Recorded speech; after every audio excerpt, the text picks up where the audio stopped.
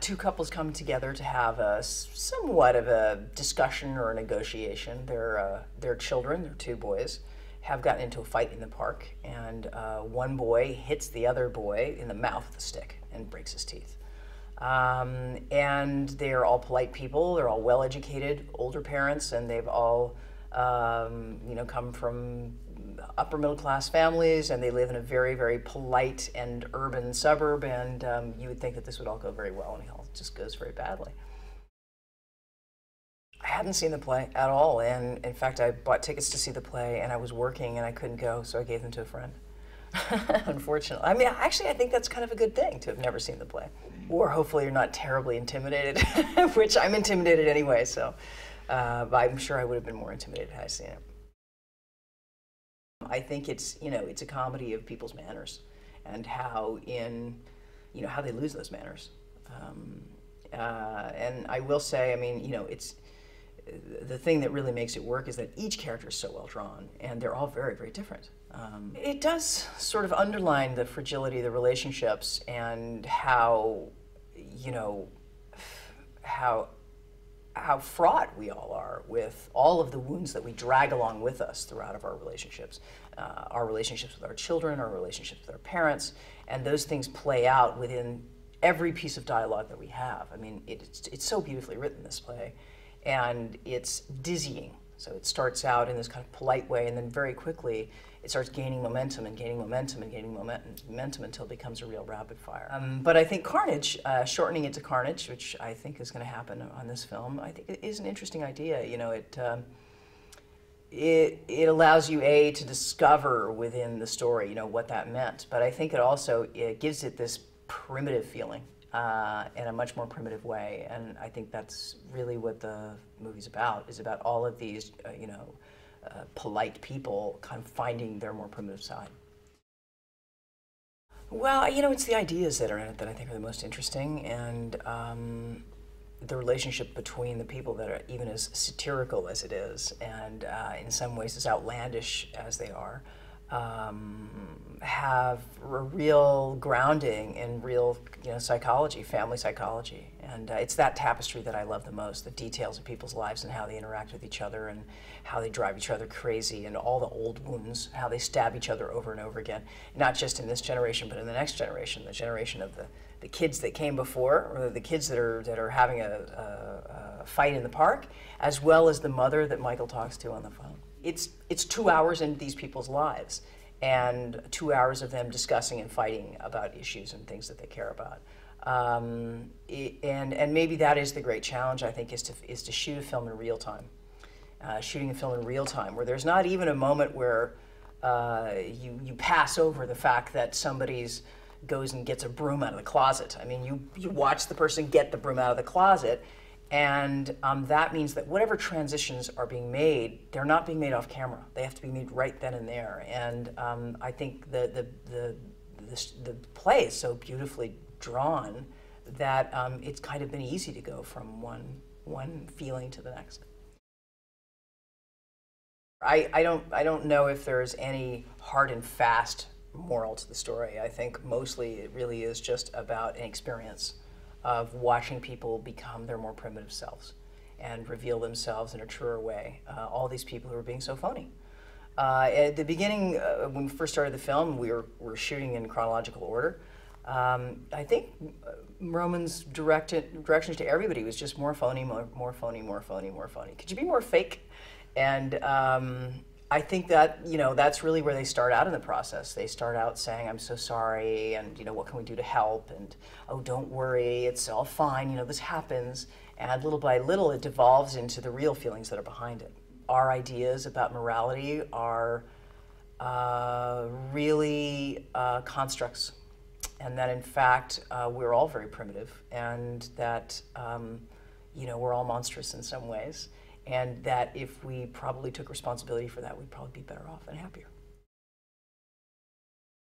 This is what couples go through every single day of their lives. I mean, this is the undercurrent of what people go through every single day of their lives. I make movies about families. As a director, I make movies about families and couples all the time, and that really is my fascination, my obsession, how this tapestry comes together and how all of these dynamics come together in a positive and negative way.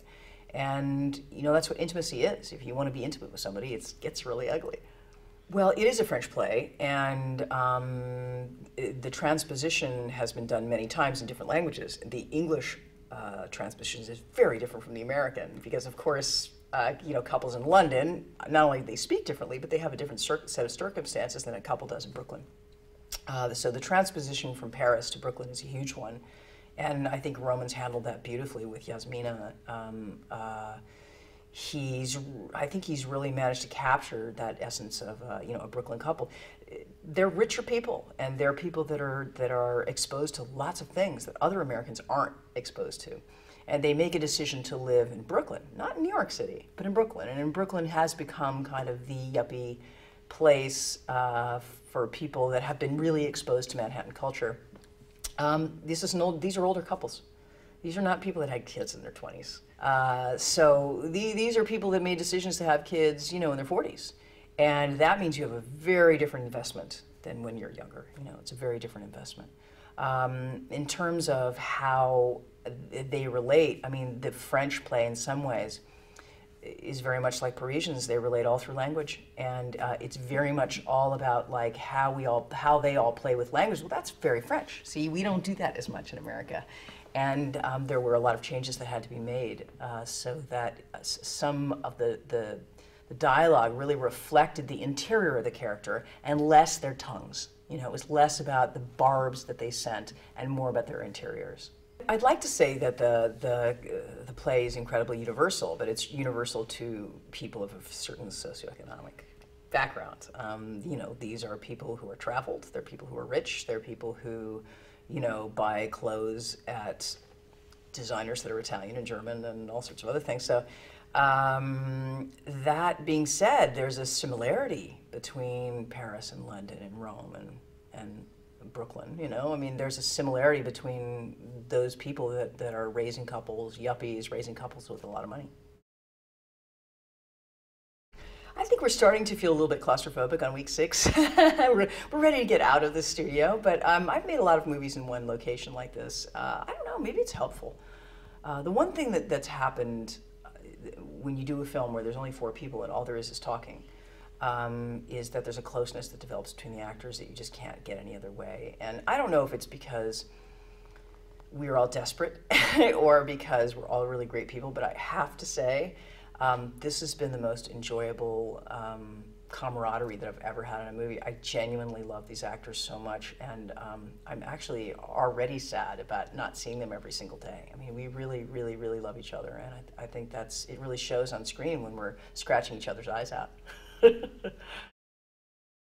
They came to me with the role. So Penelope, who was Veronica in the play, it seemed like a very good fit.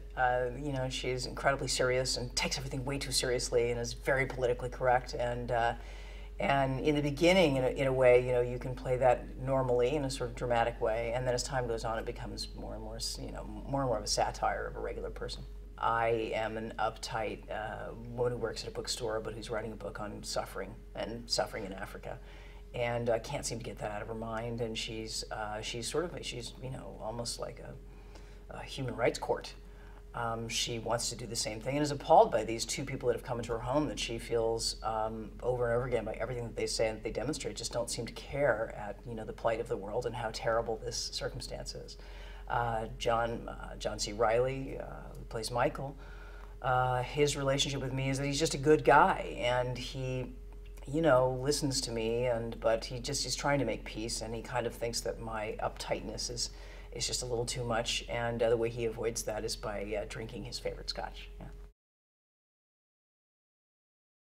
Well, Roman has been a filmmaker for a very long time, and he knows everything. He's a master technician, and he's a master filmmaker, and he has a very specific style. And lots of directors have many different styles, and they kind of jump back from one to the other, and they all have a different style for each film they do, and each type of storytelling. But Roman doesn't. I mean, he's very consistent about what he wants, and the way he does that is that he makes every single decision himself. So he you know, very often puts the marks down, and he very often, you know, he sets the camera, and he's there with his little viewfinder, which I haven't seen anyone use a viewfinder in about 20 years. And his is all scratched, just from like Knife in the Water. He, you know, he has an idea of the look that he wants for the movie, but that is also a part of his lexicon too. And, you know, another director could come in and make a totally different film. And would make a film that would be completely different. So it's been interesting to see his style really take form on this film. I think it's been interesting for him to work with 4 actors that have also been around for an incredibly long time and have made a lot of movies. I've directed movies, Christoph's directed a film, John's produced films, and Kate's pretty much done everything on the planet that any human being could possibly do right, you know? And I think it's been fun for him because he realizes it's easier for him.